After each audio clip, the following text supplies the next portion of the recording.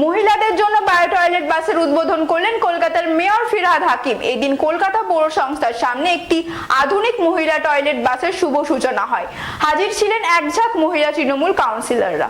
পূর্ব ঘোষণার মতন মহিলাদের জন্য বায়ো টয়লেট বাসের উদ্বোধন করলেন কলকাতা পুর সংস্থার মেয়র ফিরহাদ হাকিম। এদিন কলকাতা পুর সংস্থার সামনে একটি আধুনিক মহিলা টয়লেট বাসের শুভ সূচনা করা হলো। হাজির ছিলেন এক ঝাঁক মহিলা তৃণমূল কাউন্সিলররা। এই অত্যাধুনিক বাসে মহিলাদের জন্য বিভিন্ন পরিষেবা প্রদান করা হচ্ছে। একদিকে মহিলাদের জন্য রয়েছে বায়ো টয়লেট, অন্যদিকে রয়েছে ব্রেস্ট ফিডিং রুম, রয়েছে মহিলাদের জন্য চেঞ্জিং রুম। আগে মেয়র ফিরহাদ হাকিম এই বাসের কথা জানিয়েছিলেন। সেই প্রতিশ্রুতির মতন আজকে পতাকা দেখিয়ে এই বাস পরিষেবার প্রদানের জন্য ছাড়া হলো।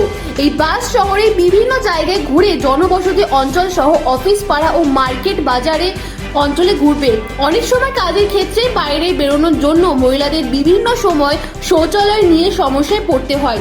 আবার অনেক সময় শিশুদের সঙ্গে নিয়ে বেরিয়ে সমস্যার সম্মুখীন হতে হয় মহিলাদের।